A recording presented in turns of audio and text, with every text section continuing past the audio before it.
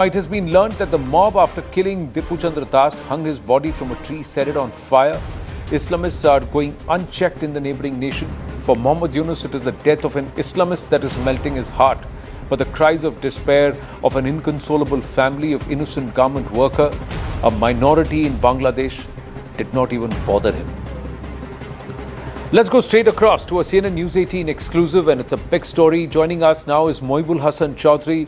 He's also known as Naufal. He's a former Bangladesh minister in the Sheikh Hasina government. Naufal, namaste. Thank you for your time and speaking with us at CNN News 18. First up, my condolences to what's happened to your house. But please explain to us what is unfolding in Bangladesh.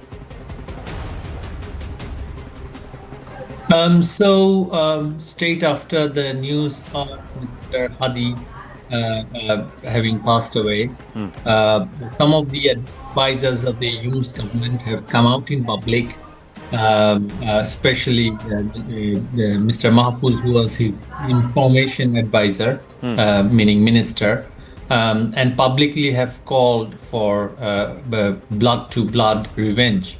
And he said that him and his colleagues and others are ready to martyr themselves for their cause, and they want to avenge the death of Mr. Hadi. And one of his subordinates, his colleague, Mr. Sarjis, has then called for destruction or at least closure of the Indian High Commissions in different districts of Bangladesh. And they first called for a long march towards the Indian High Commission for reasons which we are not very clear about. You know, what India has to do with Mr. Hadi's death, we don't know. The government has not said anything. But that's what they've suddenly come out with, that, you know, they have to hold Indian High Commissions in Bangladesh responsible for whatever has happened to Mr. Hadi. And then as soon as the news broke out, just as they planned, they came out in large numbers. I mean, I won't say the number was that large in my home city. It was a few individuals, around 20 to 30. They came out, they put my home in fire. And then the same mob moved to Indian High Commission in the same city and tried to set that on fire. And they were throwing stones and so on and tried to break into the High Commission. But interestingly, the local people had resisted them when they went to attack the Indian High Commission, because it was on the main road. My home was a bit inside in alleyways, so the local people couldn't reach the spot. And the police came a lot later. So from the whole, whatever has happened, what we have seen is that the government was totally complicit. The leadership had called for a revenge attack and demanded that quote-unquote allies of seculars have to be held responsible for whatever has happened, and therefore they must demolish their establishment. And then they went for rampaging in the two major media outlets of Dhaka, Prothom Alo and the Daily Star, set it on fire, and another cultural organization called Chayanot, which is considered as the bastion of Bengali cultural heritage, where music and dance and etc. are taught. And in fact, the land of Chayanot was donated by the Prime Minister Sheikh Hasina to the organization to give the organization a permanent premises. So and since then, the demagogues of the regime had been quite vocal, calling for revenge. And in some other cities, in Mymensingh, for example, we've seen one absolutely innocent worker in a garments factory, a Sanatan, someone who belongs to Hindu, was beaten to death, and then his body was set alight in front of a small group of people again. And people are quite traumatized seeing these kind of activities of the extreme elements of society. In the past, what used to happen was that as soon as there was some kind of reaction like this, the law enforcement was active. Security officials would go and apprehend these individuals and do what the lawful things that they had to do. But right now, the entire system, it is the same government organ, same system, but the leadership is deciding not to act, not to protect the public, to agitate the people, or at least the aggrieved individuals, into carnage and violence. Naful, my condolences. Your house was burnt. Why were you targeted? And were your family members present in the house when this whole thing happened? Are they safe? Fortunately, they were not at home. Cases have been filed against my mother, my brother. So it is a trend across the country. I have been single-handedly picked up a bit because my father was a prominent Awami League leader. He passed away in 2017, but yet our home is considered as kind of the bastion of the Awami political leaders. And as they see that I do speak in the media, and they sort of term me as friend of India, which is apparently a political crime according to them. So yeah, so we are targeted, and people like us are targeted. Anyone belonging to the secular political spectrum, they are targeting them. Who is doing this? What is happening here? Is there a effort to deny Bangladesh elections? So from what it looks like, that the government is, at least those who are in government right now, they are concerned about their loss of power post the election. Although the election has been planned so that it is one-sided, almost 60% of the electorates are disenfranchised. Even then, the extremists who are holding on to power now will not have as much grip in power as they are having now. So they are trying they're trying out in order to create a situation where they can continue to justify their grip in power. And interestingly, the security establishment, the army, the police, the administration, they are being absolutely complicit. They are meant to be going after these individuals, but they are also being complicit, and in some instances they are themselves threatening and they're themselves claiming that they will go and arrest each and every Awami League activist, or those who are in the right side of history. Well, is the ISI Pak military involved? Is their hand visible? You see, the ISI's role is, we've already seen it in public. Since taking over of government control, ISI officials, Pakistani military top generals had been visiting Bangladesh. Although we didn't have such close tie with Pakistan in terms of our defense relationship, but but the government has been inviting them almost every month. Top officials had been coming.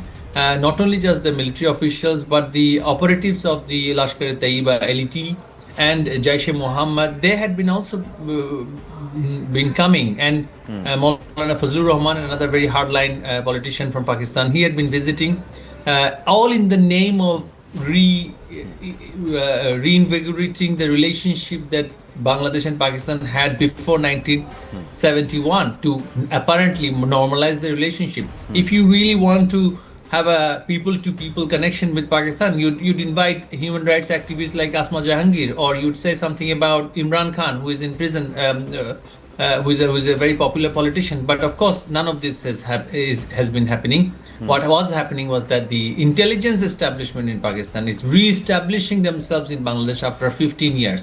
And of course, there is consequence for that. And that is what we are seeing there. Right. But how is there going to be democracy or any sense of fairness without the Awami League? Do you think the army should take control? You see, one of the main power brokers here is the army. And as long as the army is out and publicly supporting the regime, for Awami League politically to contest or compete with the regime in place is going to be difficult, because we don't want to be seen as a force which fights the army.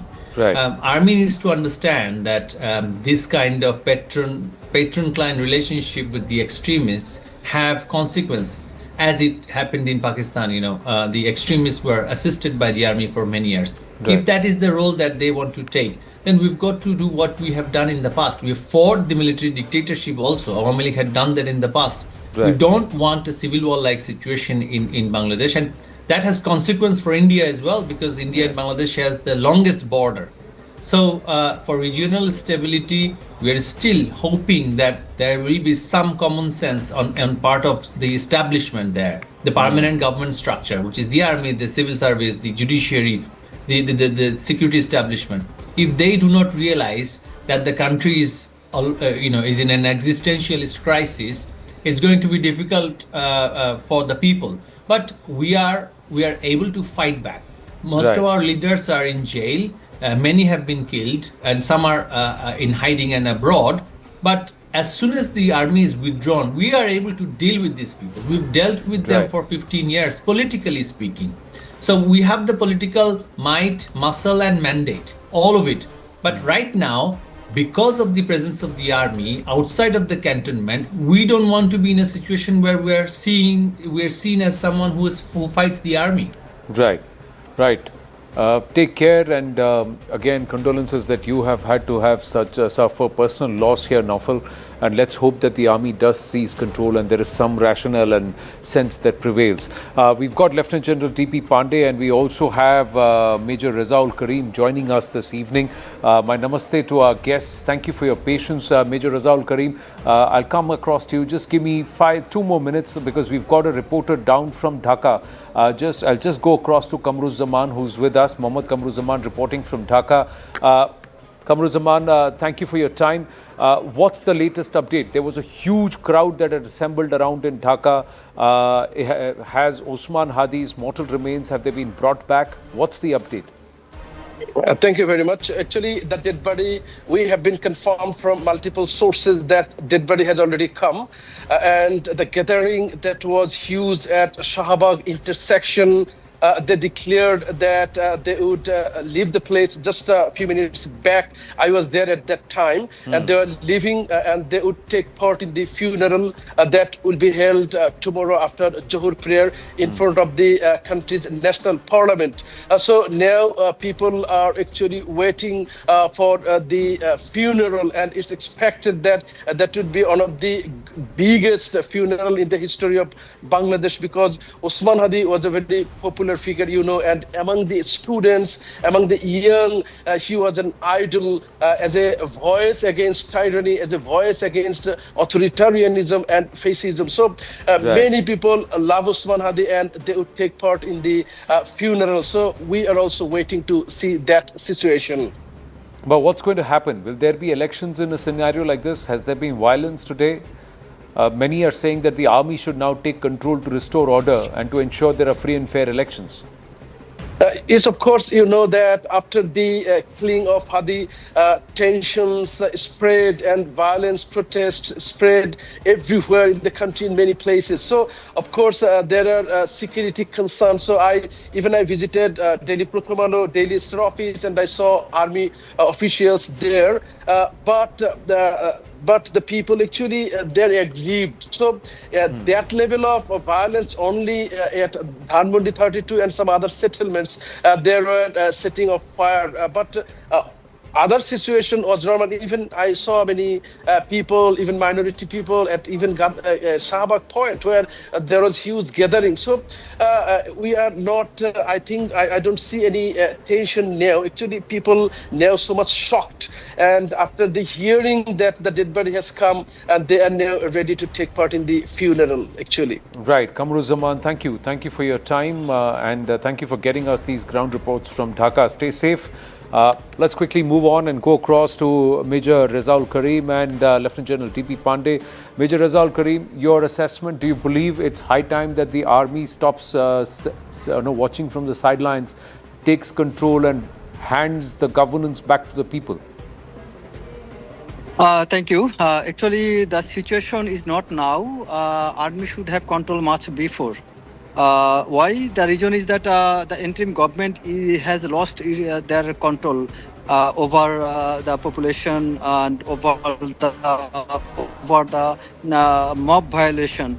If army would have taken their position much before, then definitely this kind of incident would not take place. And if surely we don't suggest or recommend that army should take over anything. We never expect that. But if the situation demands, then for the safety of the greater interest of the nation, that should be there. And the interim government, they have lost their control, and their police management and their law enforcing agencies are not actively playing their role. And I should not blame them also.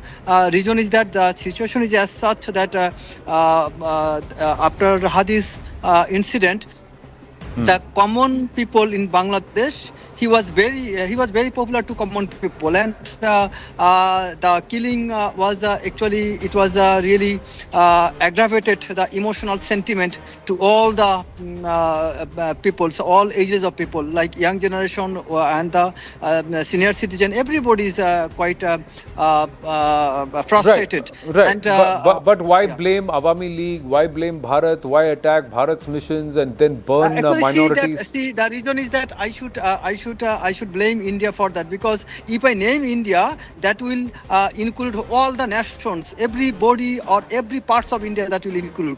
So India has portrayed their role during the time of Awami League as such that India is for Awami League, but India should be for Bangladesh, not for Awami League. And that is the failure of India. And Bangladeshi people should always think that India is our greatest neighbor, and India should be our biggest friend. We should not have any other choice other than India to have our friend. But unfortunately, during the time of Awami League was facilitated as such that India has destroyed their own interest by facilitating Awami League. That should not have been taken place. India should have taken such position in the mind of the common people of Bangladesh that India is for them. India should not be for a particular political party. Should not be particular political party like Awami League. India should be for everybody.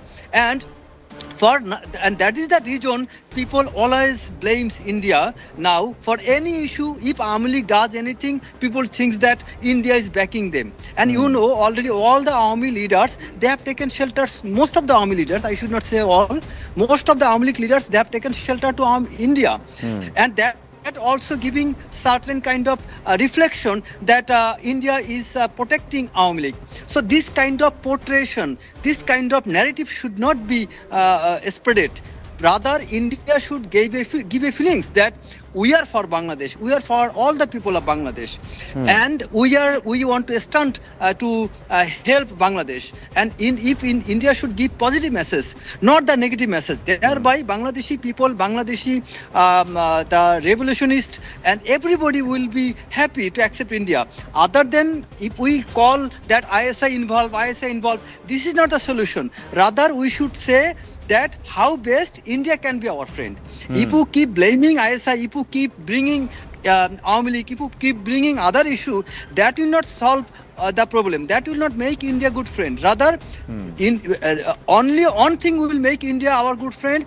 It's India's positive gesture to us, to behave very positively, and India should give a message, should set a narrative that India is focusing on the greater interest of the overall people, all the nations of Bangladesh, not for any specific or particular political party. Right. Lieutenant General Pandey?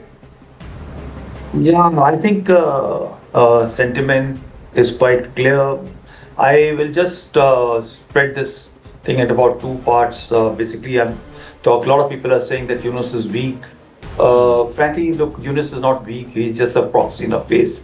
He knew where he's getting into it, and he also knows what the situation will be. No, he's a smart man. He's, after all, won a Nobel Prize. He's not just this thing. But please understand, when you are a proxy for somebody, then this is what happens. What is happening in Bangladesh? And Bangladesh truly is not one set of people. When you look at it, our worthy person was just mentioning that it is not about Awami League, don't support Bangladesh includes Awami League. It's not about this thing. India has never gone even one statement about Awami League or anti-Awami League or anti-Bangladesh, when anti-Yunus statements have come about. I think in spite of the way Yunus came to power, in spite of knowing the antecedents, the Indian government has kept its calm and reached out to enable, empower everything. But if you recall the first statement which came out from the Yunus and his representatives was about seven sisters, how the map have been showcased. All those started from the word go. It did not take about 2 months or 3 months time to start. So when he came well prepared. Right. It was not that it took about 2 months time. Okay, India is not behaving well, and therefore I'm not going to reach out to ISI or to Chinese or to the Americans. Right. Knowing fully well, because to survive in Bangladesh, even for Awami League, they need to be anti-Indian, and I think it comes very nature in relationship of nations that a bigger economic power, bigger in number, bigger force will continue to be a target to be, and in our case it becomes so simpler because there's an issue which you know what is happening today. It is a Jamaat-led activity which is happening, and it is far more easier to target a secular country rather than talking about a religiously radicalized movement which is actually taking place. I'll just quickly talk about what happens, and you have to just see the example.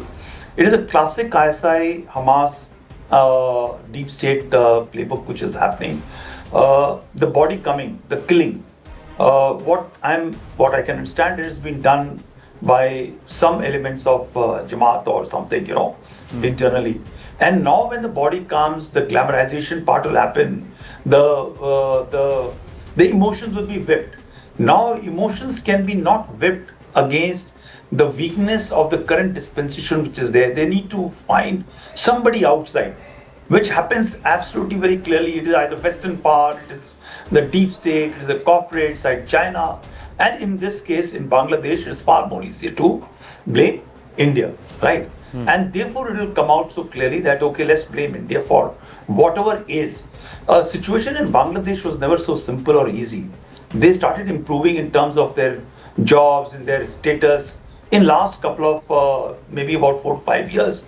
But the fact remains that they have a major issue of a densest population, which is existing in a small little pocket into this thing. They have nowhere to go. On one side is sea, and on the 3 or 4 sides they're surrounded by India. There's just nowhere to get out, and about little stretches to Myanmar.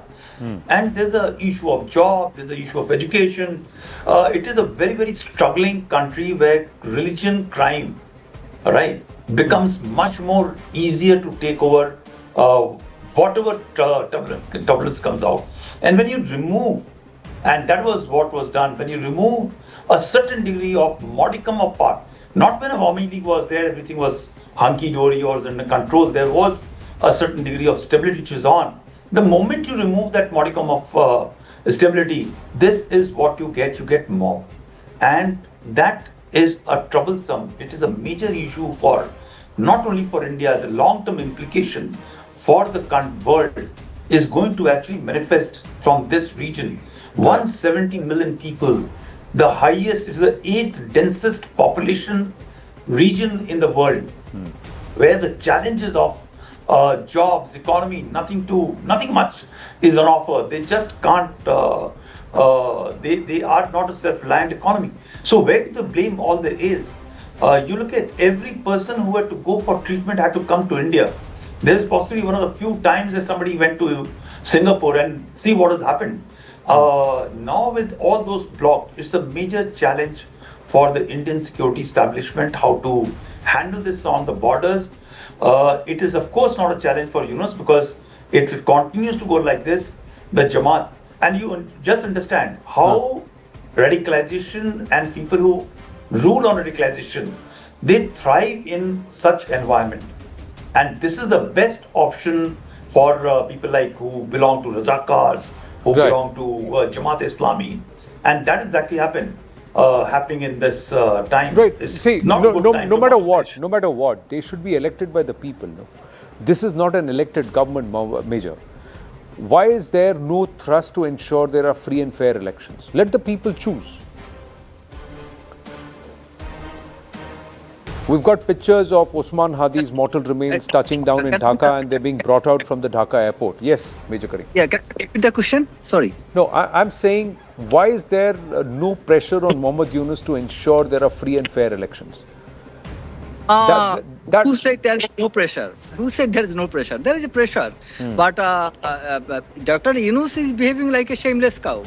He's not actually responding. And there was huge pressure.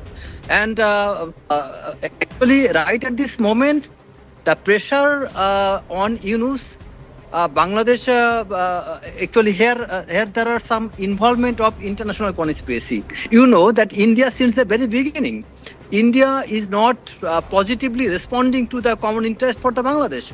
Rather, Indian media every time I was listening your that General Lieutenant General he was telling about our job and the jobless job market and also our economy, a lot of things. Actually, see, in India there are many states whose condition is far worse than Bangladesh. There are many states. Again, there are some states like Mumbai, their condition is very good. So actually, the job vacancy or the your economy, this is not the biggest problem for Bangladesh. The problem is that our political system is totally corrupted, and that is because of India's involvement with Awami League government. And you see every Indian media, everywhere, if you observe, everywhere they are sounding like they are in favor of Awami League. Why? And No. they should give some... Okay, let me just place one thing here, Major Karim. Last 18 months, there's been no Awami League in Bangladesh. Last 18 months, 100 MPs of the Awami League have been incarcerated. The Prime Minister and the top leaders are outside, are out. My point is, what has Bangladesh done under Mohammad Yunus to fix things in the positive direction? And then you can't blame India for that. What I'm trying to say is very clear, that there should be free and fair elections. The people of Bangladesh should have, without any fear further, the freedom to choose who they want should govern them. That's what I'm trying to say. I have received your question, but Yeah. my question to you, my further question to you, for last 18 months, the role Indian media has played, have Indian media ever taken a minimum 10% of role at the time of Army 17 years, when there was booming, when there was extrajudicial killings? What I'm trying to say is there is no Awami League. My point is, if the Awami League was removed to put Bangladesh back on track, has Mohammad Yunus done that or not? And if Mohammad Yunus has not done that, and if he is denying Bangladesh a fair chance at a free, fair election, should the army not track cognizance? And when I said the army, I'm saying the permanent establishment. That means the army, the bureaucracy, the services, and the security establishment, should they not take matters in control and ensure that the people of Bangladesh, whoever they want to back, get to choose who they want should govern them and rule them? There doesn't need to be involvement of any other foreign nation at all. There doesn't need to be involvement of any other foreign nation on that. I have to wind up. I've run out of time, but we'll take this conversation forward even as Osman Hadi's mortal remains touch down back in Dhaka. Let's hope there is peace and order, and that democracy gets a chance. That's what I'm saying. No forced uprising and no forced fitment there against the will of the people. That's why we're going to pause. Thank you very much. Thank you. Let us talk Tamil Nadu. There seems to be a churn going around in the state. There are many variables and many developments that have happened. The latest being a devotee of Lord Murugan died by self-immolation in Madurai. Reportedly over the Tamil Nadu government's refusal to allow Hindus to light the Kartigai Deepam lamp at the Deepathoon atop the Tirupurankundram hill.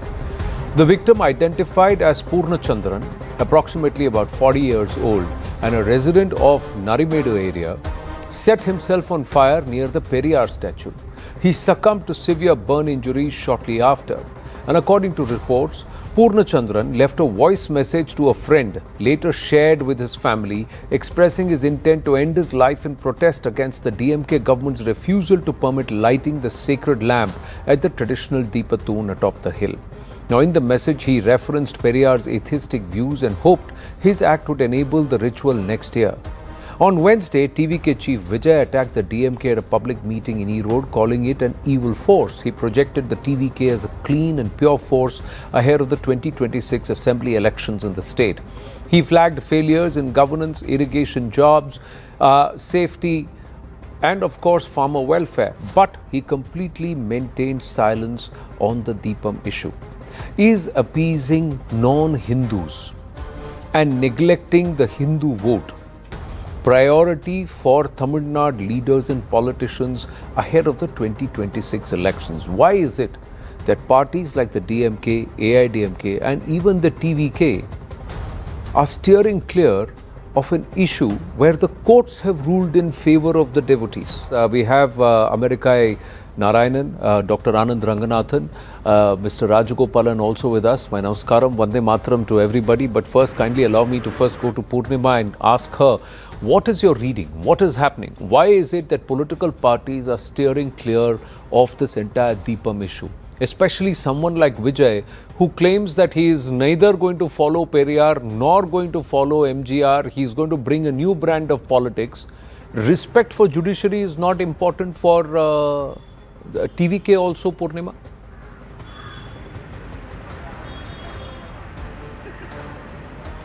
Well, the TVK seems to be very cautious when it comes to the Tirupurukundram issue. They don't want to take sides because they don't want to go either in support of the DMK stance or the BJP, the AIADMK stance. All the spokespersons of the TVK continue to maintain that the matter is sub judice and they will let the law take its course. That's the standard statement that we've heard from several leaders of the TVK as well. And yesterday, in that 20-minute speech of Vijay, one would have expected him to speak about the Tirupurukundram issue, but then again, there was complete silence. Sources from the TVK say that they don't want to take any side right now. They are only focusing on lashing out at the DMK for the moment, and they are being very careful because they don't want to lose either the Hindu votes or the minority votes, is what we are given to understand from senior leaders of the TVK that we spoke to. Right. So then here they try to impeach a judge who passed a verdict. So why does the independence of the judiciary not count for the TVK, Purnima?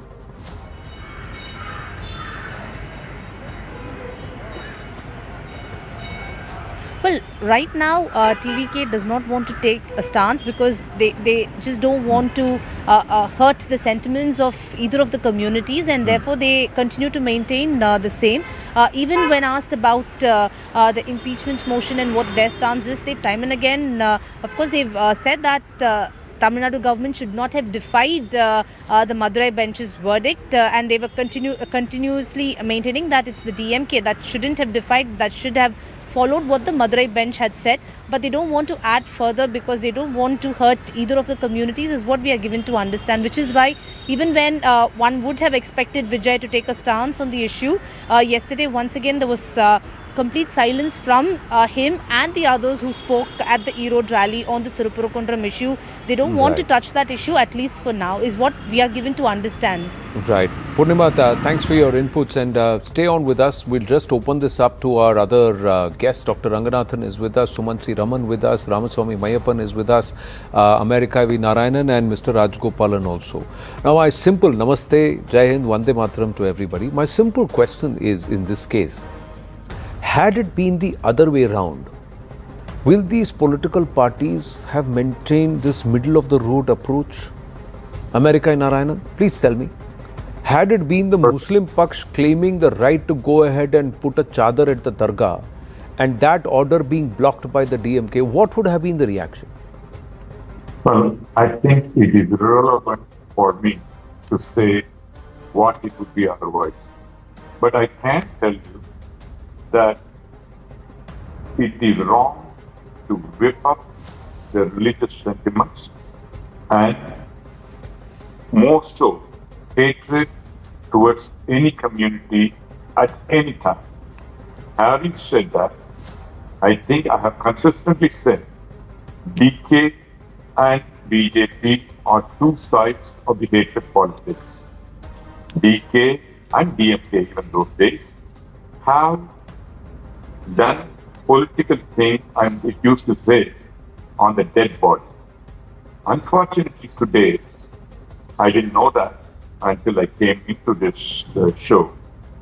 A person has self-immolated on this issue, which is very, very sad. And I think we need to calm down, let the rational forces and calming down the place where we don't act with emotion.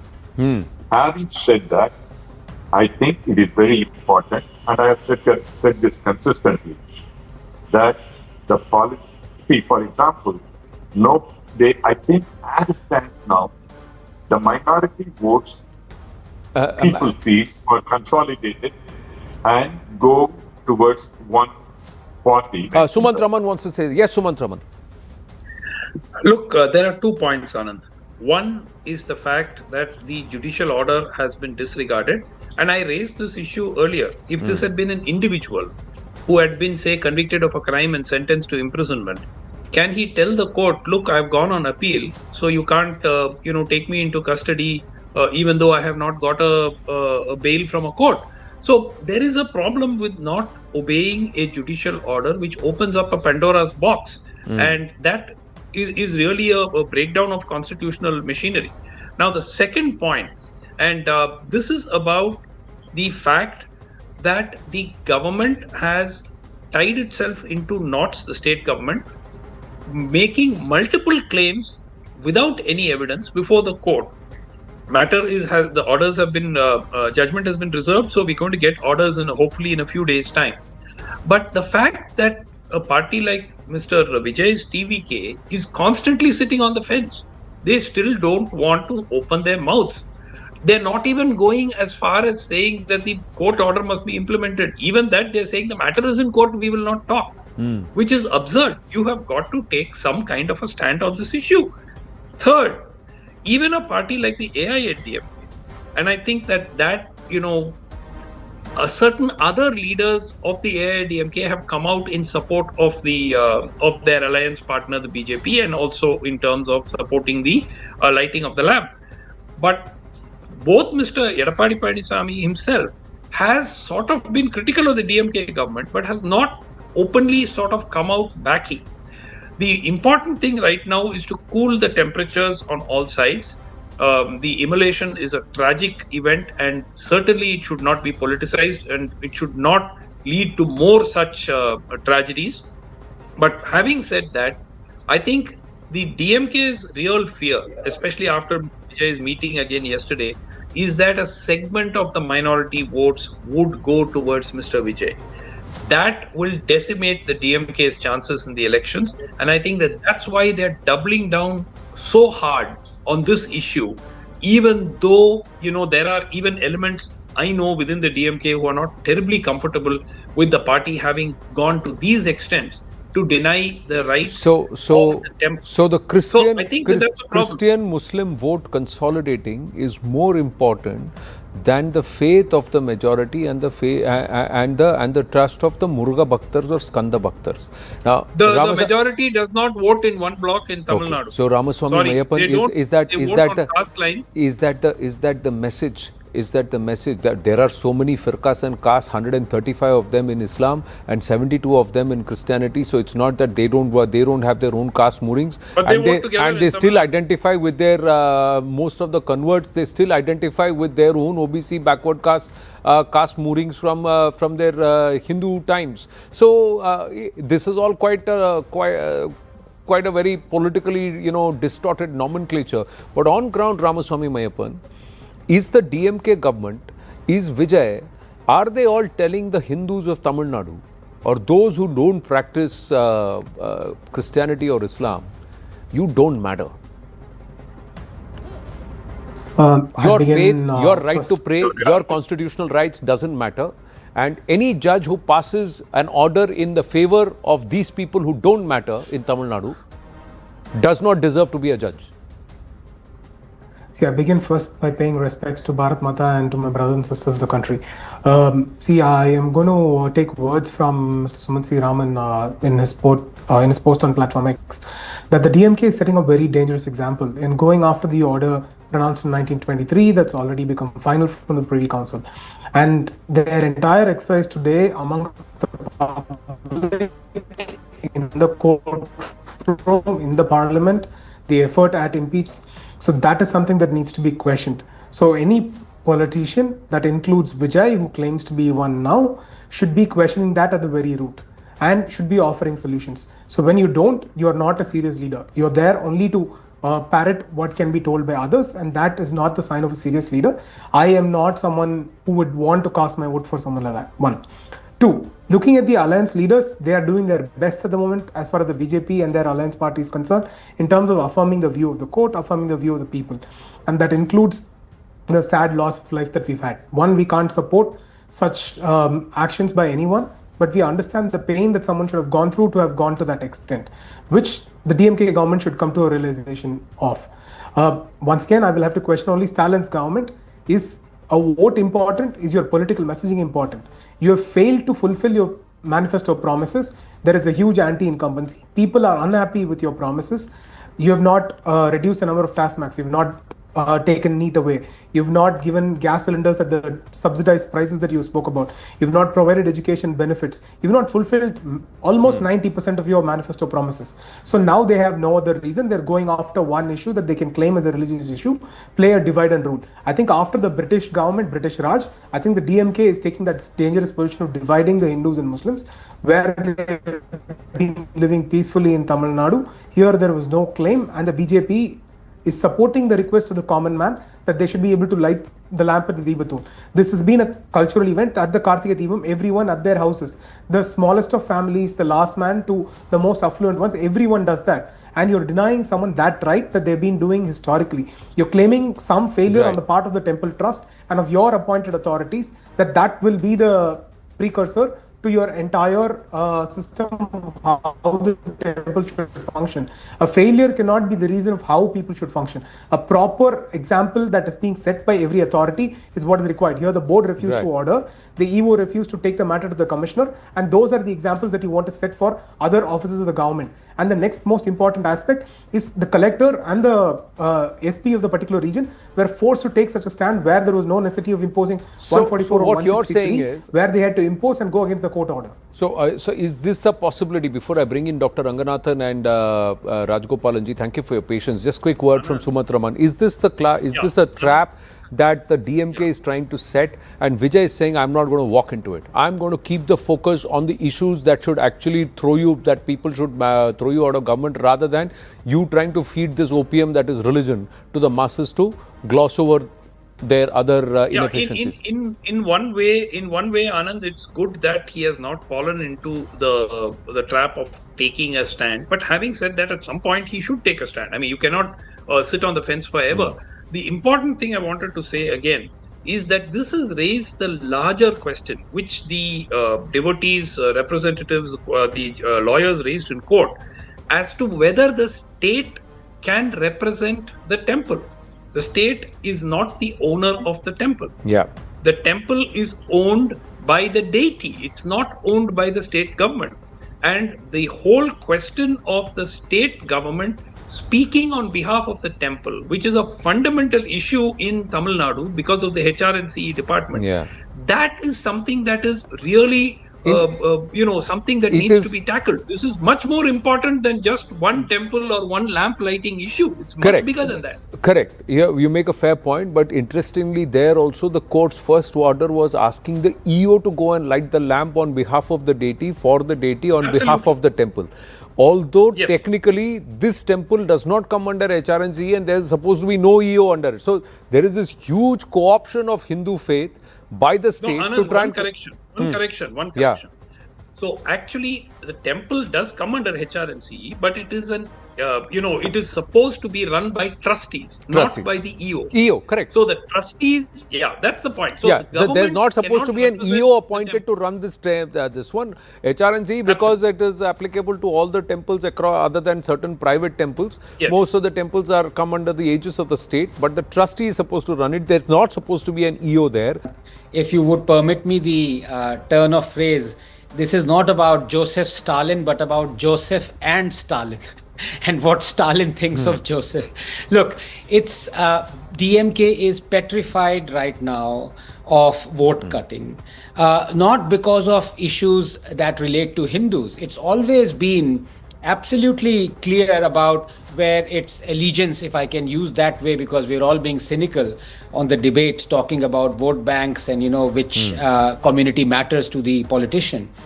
It's never been worried about. Had it been, it would never ever have uttered the quest to eradicate Sanatan Dharma. The fact that it not only did that, it actually doubled down on it, and it has ordered its ministers like A. Raja to call Hinduism a menace, only means that it's not worried about the Hindu vote. But it is petrified about officially I think it's 8% of Tamil Nadu is Christian, but unofficially, Anand, I leave that to your imagination. Some say it is now approaching 17 to 18%. Yeah. So, if Vijay kind of takes the bulk of that, as Dr. Raman rightly puts it, any vote cutting that happens is going to be boomeranging on DMK like there's no tomorrow. And that is what petrifies it, not just the statements that have now increasingly started to come out. Yesterday, you had Vijay saying that DMK is evil. We are pure and DMK is evil. So, this battle within the battle is what is going to make the Tamil Nadu elections interesting. But I don't want to be cynical to the extent that, all seconds of my time are taken there. I want to talk about something more important. Yeah. Anand, what is happening right now in our state? It's not about religion at all. I heard you say, yes, perhaps correctly, cynically, that opium religion, but this is a matter of justice. This is not a matter of Hindu, Muslim, where to light the lamp, who to light the lamp. Now, interestingly, DMK not only defied the order once, but twice, impeached the judge, has the order has not been stayed, and yet it has not officially lit the lamp. Now it has brought in the Waqf.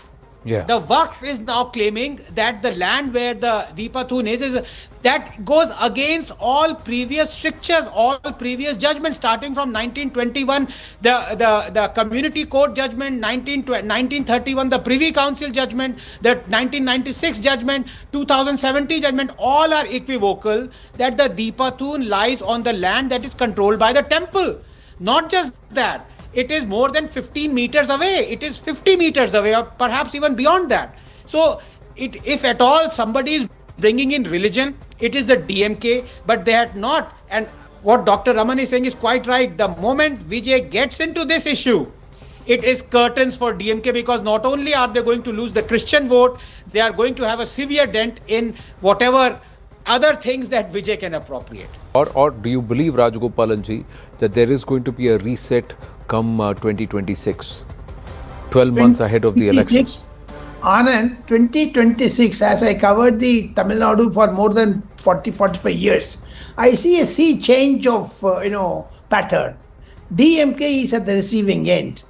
DMK will, if everything goes well as of today, I am very sure DMK will be decimated, because they are indulging in political, vituperativeness and also appeasement policy. The Vijay's entry into, the politics had rattled Udayanidhi in particular and Sendil Balaji in particular. My understanding, Anand, Vijay will definitely get into this.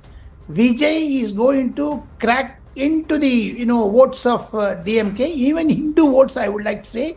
Vijay brings the aspirations of the Gen Z voters in Tamil Nadu. They are neo-Dravidian movement. Mr. Vijay is bringing out a clarity among though he supports Periyar, but he says he is not an atheist, he worships the God. And moreover, Christian votes, yes, of course, 75% of the Christian votes will be taken away by Vijay, because the missionaries, adjacent state of Kerala, adjacent state of French administered, this Puducherry, they're all wanting Vijay to come into the Kerala, Puducherry, and this. Therefore, he's a three statesman. In the nutshell, I say, DMK will be definitely taking this seriously. There are different views in DMK that yesterday in the meeting Thiruvannamalai, when Mr. Udayanidhi was to be installed as the successor of Mr. Stalin, there are efforts that Udayanidhi will also be heading the government in 2026. This is all rumors because Udayanidhi, Vijay is going to be the catch in Tamil Nadu, and DMK, I'm saying anti-incumbency, especially the drug menace, the sale of Arak, Karur, Tirupurankundram, etc. Lighting the lamp issue, DMK is at the backward because in Kartikai, in Deepavali, UNESCO may recognize Deepavali, but does not, as Chief Minister of Tamil Nadu, give greetings to Tamilians, Hindus. Therefore, Hindu votes are going to be solidly, I'm emphatically saying with the BJP and ADMK, there is a polarization taking place, and this will affect 2031 elections. That is what the BJP is now planning. Right. Even the chief of BJP is going to Chennai tomorrow, and he will definitely galvanize the politics there. Right. I thank you all. I've run out of time. Tamil Nadu is so interesting and it's so intriguing that when each person speaks once, we've already run out and we've come up to 30 minutes on the show already. But this is the first of many conversations, and I thank you all for joining us, and we'll have many more. The spotlight will be turned towards Tamil Nadu very often here on CNN News 18 and on the right stand. Thank you for watching. Namaste.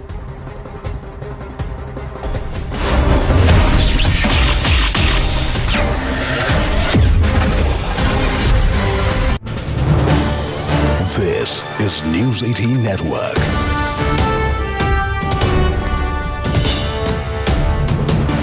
India's largest news network. Let's go straight across to a CNN News 18 exclusive, and it's a big story. Joining us now is Moibul Hasan Chaudhry. He's also known as Naufal. He's a former Bangladesh minister in the Sheikh Hasina government. Naufal, namaste. Thank you for your time and speaking with us at CNN News 18. First up, my condolences to what's happened to your house, but please explain to us what is unfolding in Bangladesh.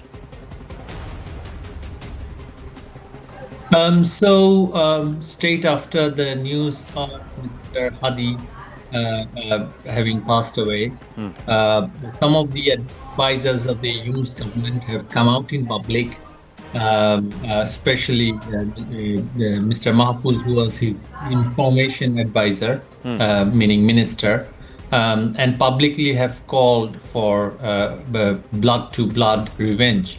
And he said that him and his colleagues and others are ready to martyr themselves for their cause, and they want to avenge the death of Mr. Hadi. And one of his subordinates, his colleague, Mr. Sarjis, has then called for destruction or at least closure of the Indian High Commissions in different districts of Bangladesh. And they first called for a long march towards the Indian High Commission for reasons which we are not very clear about. What India has to do with Mr. Hadi's death, we don't know. The government has not said anything. But that's what they've suddenly come out with, that they have to hold Indian High Commissions in Bangladesh responsible for whatever has happened to Mr. Hadi. And then as soon as the news broke out, just as they planned, they came out in large numbers. I mean, I won't say the number was that large in my home city. It was a few individuals, around 20 to 30. They came out, they put my home in fire. And then the same mob moved to Indian High Commission in the same city and tried to set that on fire. And they were throwing stones and so on and tried to break into the High Commission. But interestingly, the local people had resisted them when they went to attack the Indian High Commission, because it was on the main road. My home was a bit inside in alleyways, so then local people couldn't reach the spot. And the police came a lot later. So from the whole, whatever has happened, what we have seen is that the government was totally complicit. the leadership had called for a revenge attack and demanded that quote unquote allies of seculars have to be held responsible for whatever has happened, and therefore they must demolish their establishment. And then they went for rampaging in the two major media outlets of Dhaka, Prothom Alo and the Daily Star, set it on fire, and another cultural organization called Chayanot, which is considered as the bastion of Bengali cultural heritage, where music and dance and etc. are taught. And in fact, the land of Chayanot was donated by the Prime Minister Sheikh Hasina to the organization to give the organization a permanent premises. So and since then, the demagogues of the regime had been quite vocal, calling for revenge. And in some other cities, in Mymensingh, for example, we've seen one absolutely innocent worker in a garments factory, a Sanatan, someone who belongs to Hindu, was beaten to death, and then his body was set alight in front of a small group of people again.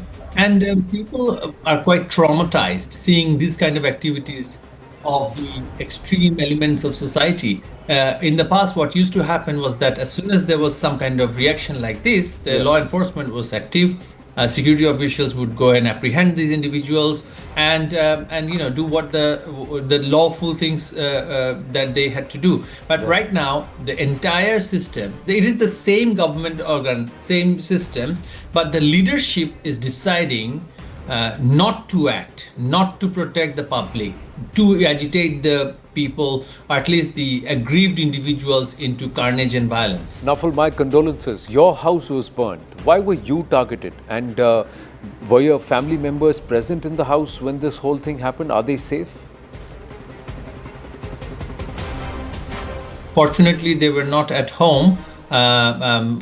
Cases have been filed against my mother, my brother. So it is a trend across the country. I have been single-handedly picked up a bit because my father was a prominent Awami League leader. He passed away in 2017, but yet our home is considered as kind of the bastion of the Awami political leaders.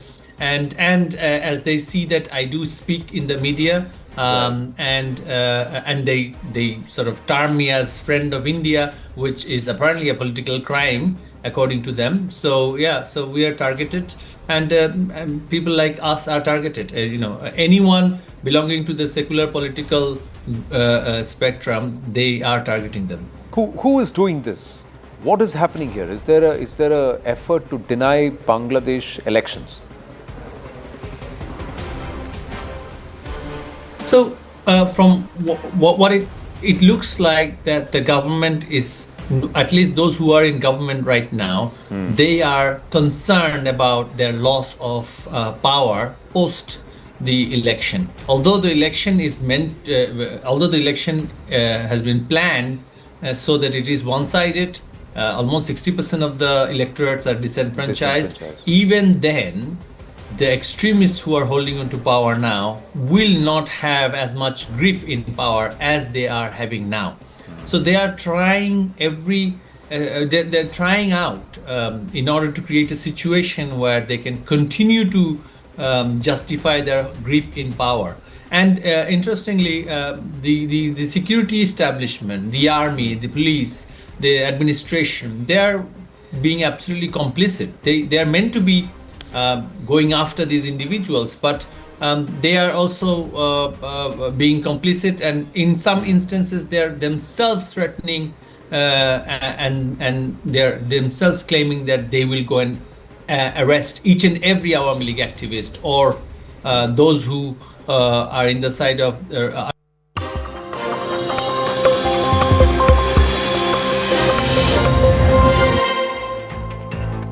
Good evening, you're watching Brass Tacks with me, Dhaka Jacob. There is a bloodbath out on the streets of Bangladesh, and the target seems to be India and former Prime Minister Sheikh Hasina. It started with the killing of Islamist student leader Osman Hadi. He was declared dead last evening, and thereafter there has been a spiral of violence in which Indian diplomatic missions, minority Hindus, and former Awami League folks have been targeted. But one thing is clear. The interim administration of Muhammad Yunus is deliberately fanning these flames, these anti-India flames, this anti-India rhetoric, in the hope of destabilizing Bangladesh and thereby getting to postpone the elections which are slated for February and March. The big question is, if this is being deliberately done, then we need to ask that basic question which confronts India, it confronts the region. Is India being scapegoated to legitimize